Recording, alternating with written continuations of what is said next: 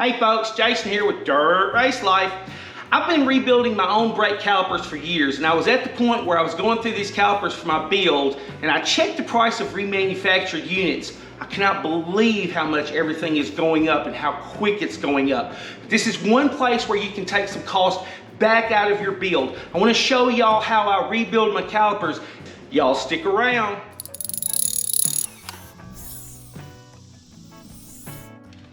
Hey, before we get started on this caliper, I want to make one point super clear. This is a caliper that I'm rebuilding for a race car on a racetrack application. Always remember, you and your team's safety is your responsibility. So make sure that whatever work you're doing for the application, that you can do it competently, correctly, and safely. With that said, let's get started. The race car chassis we're building is a 1973 Pontiac Le Mans. And the calipers that were on it, I took off and they were bad. They had froze up. But this right side right here, and I've already cut. Now this may look a little bit different. That's because this right side caliper has had a ton of weight cut out of it. I want my right front, this is circle track where we're turning left. I wanted my right front to be lighter.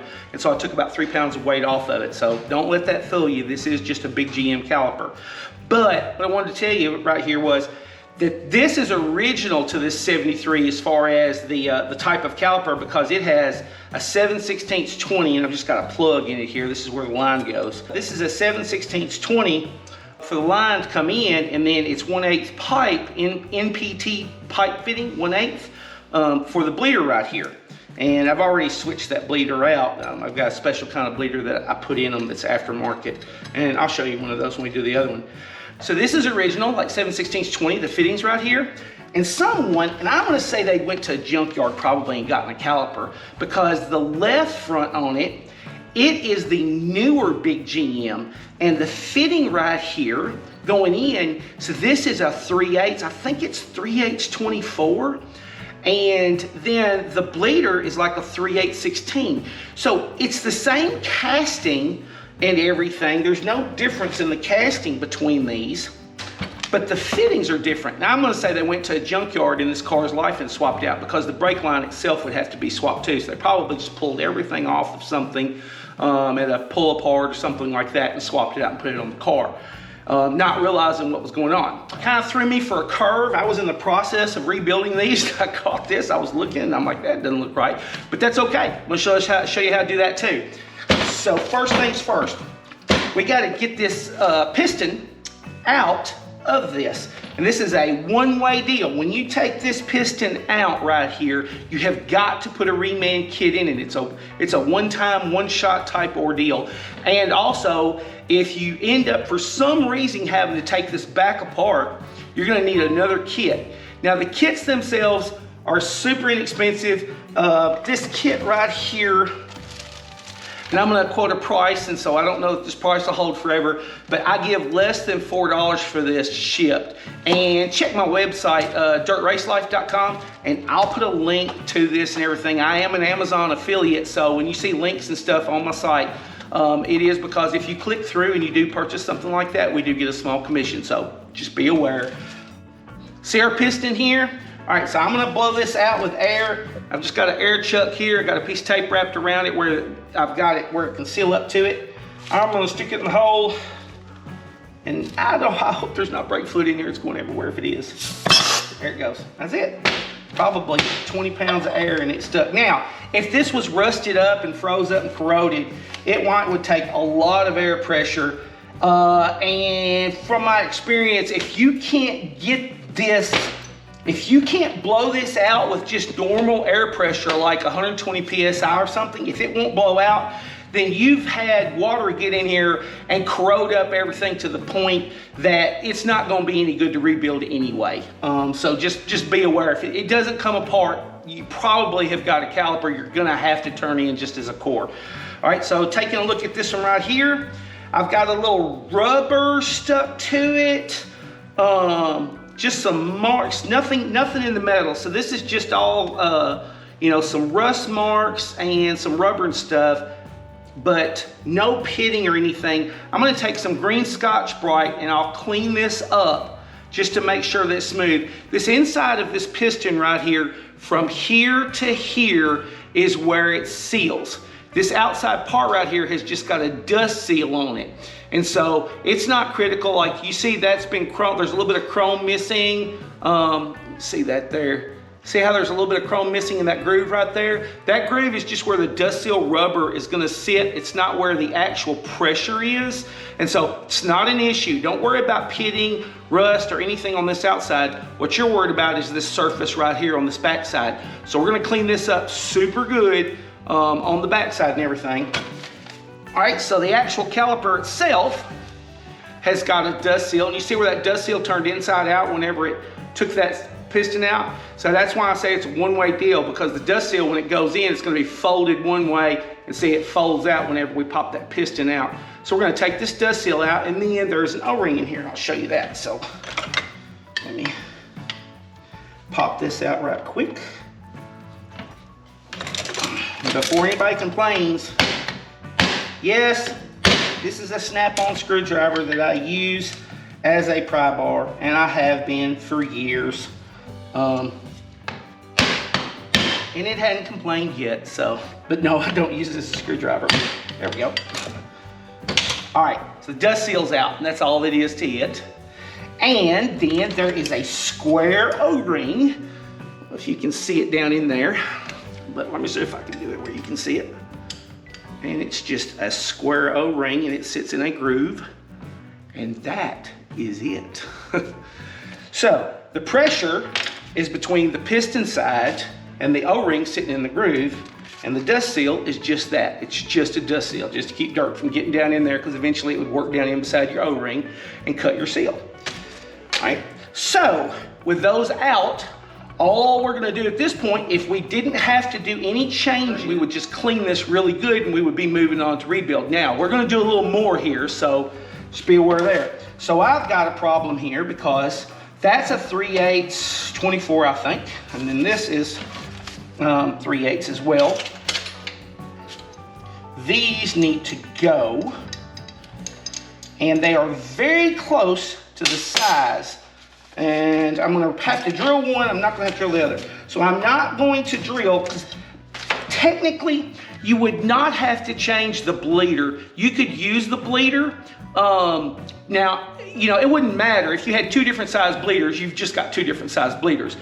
But I have aftermarket bleeders that I like to use that use this it uses a 1/4 inch wrench on it in a super small hole, and then it uses a brass fitting that fits in it. And so I'm not depending on the casting in the bottom of the caliper itself to seal against, that cast iron casting, so it's still on cast, because you have to really rip down on those and everything.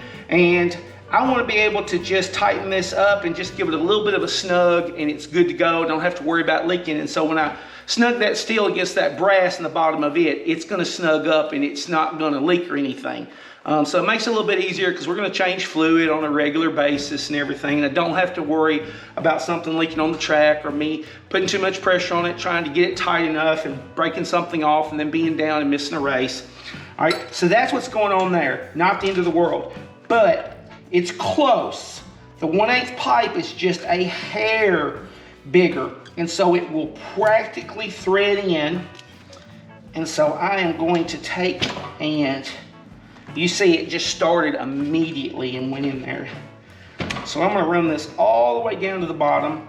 And when I put the new one in, I will use Teflon tape on it and everything to make sure it seals up, because you've got some threads that have been cut across. So if you didn't use Teflon tape on it, that brass wouldn't do a good job of sealing without it. So we'll Teflon tape it, we'll throw it in, we'll run it all the way in. Of course, the way MPT top pipe works is the diameter gets larger as it comes down, and so that's why pipe fittings seal up, is because they get bigger and bigger and bigger the tighter you go. And so that's why I'm not worried about threading this like I am, because all I'm going to do is I'm going to run it down until it seizes, and then it will never come out. Well, I'll never have to take it out. It's not that it won't come out. So let's see where we're at here.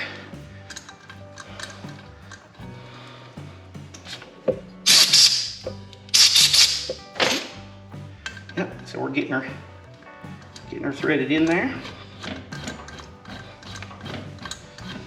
And so this does have a bottom. It's going to hit a point where it's just going to stop because it can't go any further, which is probably about right there. And that's all she's going to do. And this work needs to be done before you rebuild it, because you would put steel into the bottom of it. That would eventually cut your O-ring out if you did it. All right, so let me just give that a little test fit there.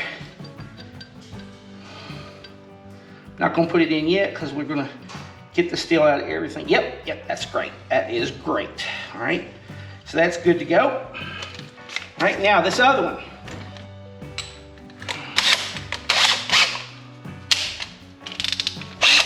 All right.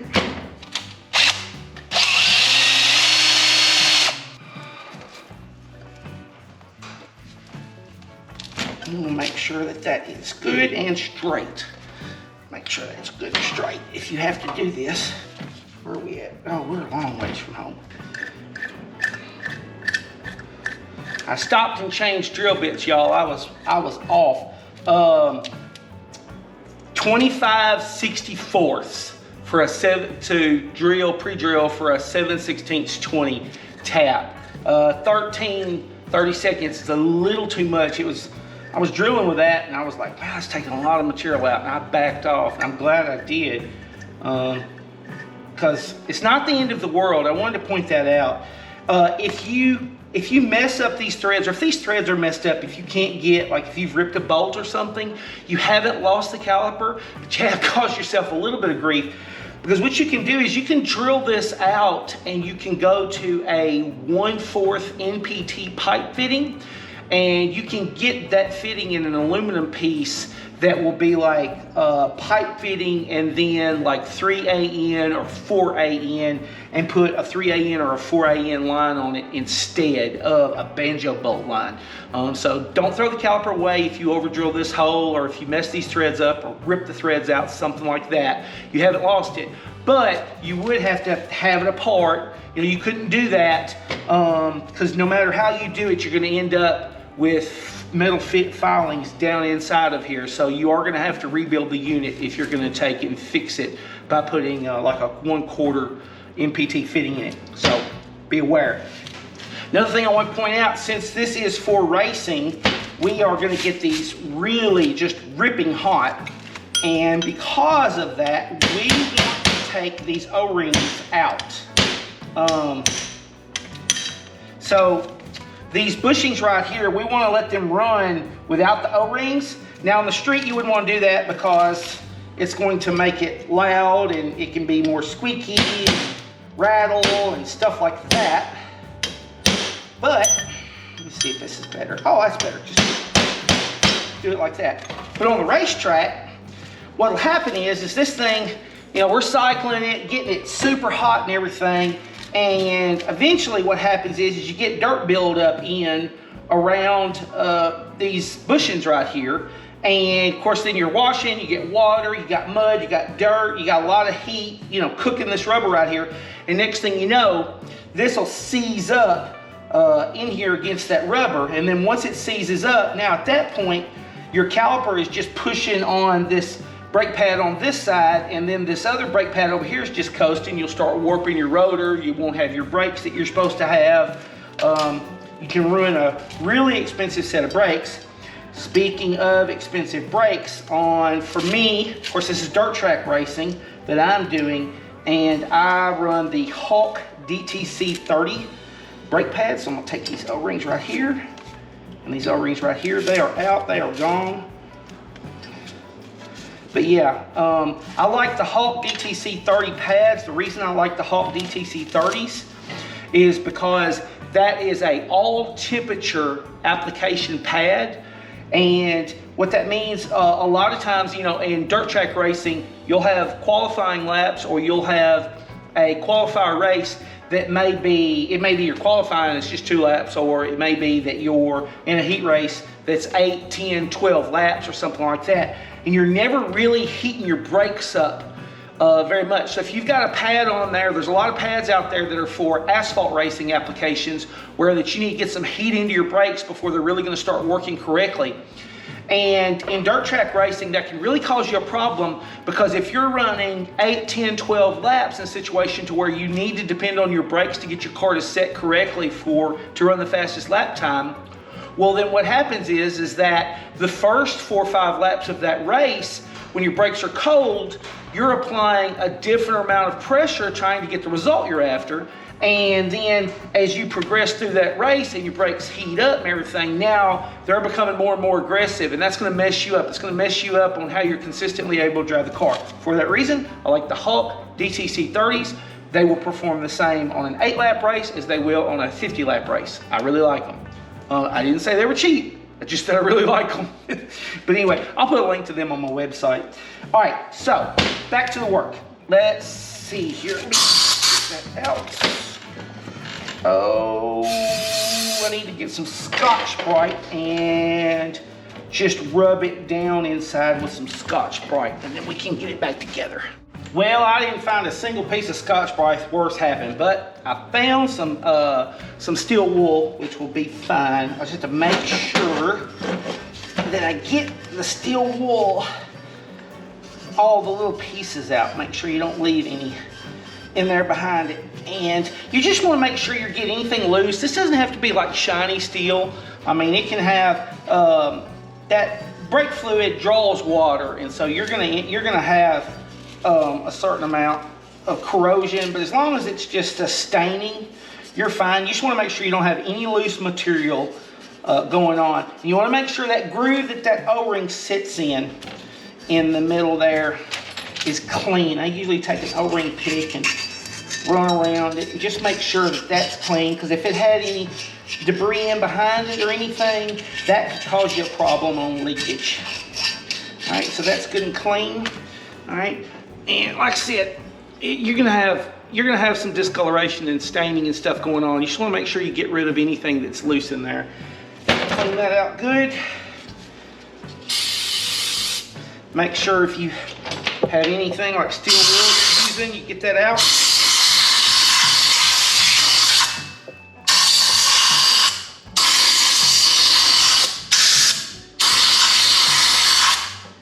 All right, so that's good to go.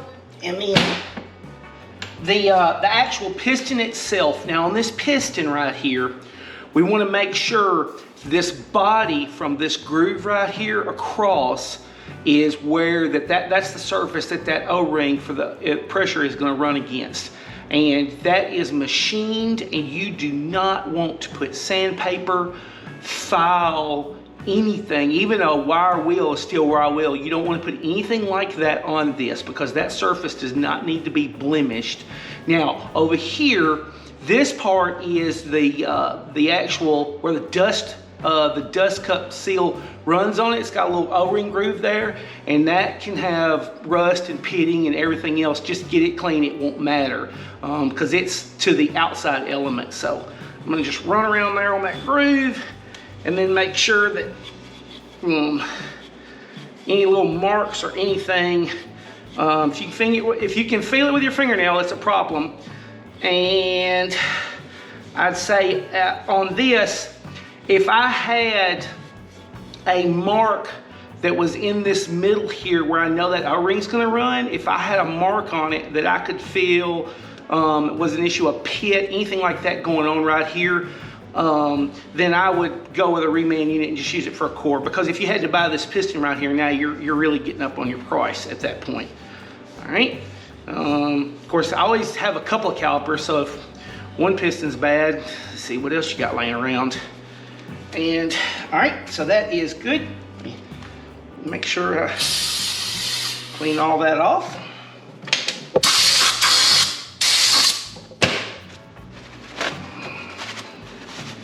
Now, we're gonna make sure that I got all the steel wool gone. Everything's clean. Okay. First thing to do, we're gonna put this O-ring down in this groove right here. So we're just gonna take and lay that in. It's the same either way. It's just a square, it's a square O-ring. So that lays in there. Make sure that it doesn't have a fold. It's not flipped over, nothing like that. All right, so that's in there. That's good. Now, the next thing is the dust boot. So you see the groove right here, all right? The dust boot needs to go on this piston before this piston goes into the caliper, because you're not gonna get it on there otherwise, all right? So the way it works, it's real simple. You just take and you just push it down until that boot drops in to that groove. And so it's dropped into that groove all the way around, all right? And then turn around, and if you've got it right, now when you push up, it folds like folding a sock up on your calf. See how that works? All right, so just push it up like it right there, or you can have it sitting like that, doesn't matter.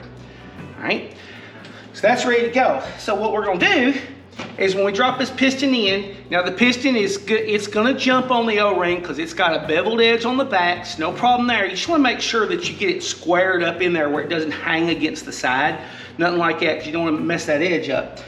But what we'll do is we'll take some brake fluid, really important point, do not lubricate anything with any petroleum product like grease or oil or anything like that. This is brake fluid, it's silicone based, not petroleum based.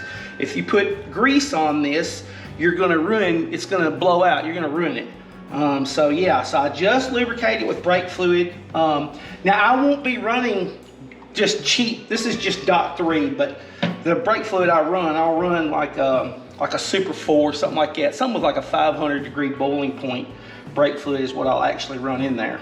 But we're not gonna leave enough brake fluid in it to have a problem with mixing the two. We'll get to that in some future videos, talking about brake fluid more. Okay, so I got that lubricated. I'm just gonna I'm gonna sit it over it, get her to sit up square, make sure that it's sitting on top of the O-ring all the way around. It's not like hanging on the side, nothing like that. And it is, it's sitting. Yep, all right, sitting there. And I'm just gonna take and send her home. There, just like that right there. Now, that is in there now. And so now is the next step. I have got a female seal press right here, so it's hollow in the middle. Some of my seal presses are solid with a lip on the edge. This is hollow in the middle. This is homemade. A lot of my seal presses are homemade. I don't know how y'all do. You can buy really expensive big sets of seal presses to get the sizes that you need, or you can just make them as you need them. So like I can tell you what this is. This is a piece of 3-inch inside diameter aluminized exhaust pipe. And then I just knurled the edge of it to get it to fit exactly where I wanted on these seals. Been using this for a while for a metric caliper like a 78 to 87. That's a different size piston, different kit. And so you need a little bit different size one for it. This would fit pretty much all your big GMs. So like this is from 1969 all the way up through 1995. It's on cars in the 70s and then still on trucks, you know, up through the 80s and 90s. They all have the same piston in them in the same kit. I think that's why that kit's so cheap. Anyway, 3-inch inside diameter with a piece of steel on the back of it. And I am going to take, and this is one of those deals where so you've got all of this casting over it. This seal is so thin, you can't take a punch or something and punch this down. You're just gonna mess it up. You gotta make something so that you can get that even pressure. I'm gonna sit right there on the edge and sit the seal on it. And I'm fixing to send her home. Just like that. All right. So now that has been seated in there, and it's just a dust seal, y'all. And so you see how that fits and sits down in there all the way around, and that is done. Nothing to it. Oh, we're just gonna put, of course, got one or two little things here, so I'll show y'all. I'm gonna use some thread tape here, go the right way where I don't unroll it. All right, So we're gonna put some thread tape on my bleeder because this little brass fitting is being put in permanently. All right, so we're gonna throw her in there. And let's see if I can get that. Yep. All right, that's good. And then I'll show you, so like this is the aftermarket line, and now it will fit this 7/16 20 kit, banjo bolt washer. I don't know if y'all know. So when we talk about banjo, so you see that's got a hole in the middle of it, and then the bolt itself is hollow with a hole. They call that a banjo bolt, I guess, because that's shaped like a banjo. So you got a copper washer, goes through it, copper washer. All right, so it's not sealing, it's threads sealing between them copper washers. Important point, when you're working on these calipers, there is a machined, it looks like a record. It's got little round lines that go around that hole that this bolts to. It is important that you do not grind that or mess those up, because that is what gives those circles, is what gives that bolt the ability to bite in and not leak. So don't mess those up. So that goes on there. No Teflon tape on this one, of course. And then that. And I'm gonna have all this back apart, so I'm not gonna get it really tight. All right, so this one right here is wrapped up and done. Now, I will probably put some high temp caliper paint on this before we actually run it on the car. But if you like what you see right here, smash the like button. And if you're not following our Crate Racing Street Stock build, well, subscribe to us, hit the notifications, and as these build videos are coming out, you'll get a notification for it. Thank y'all.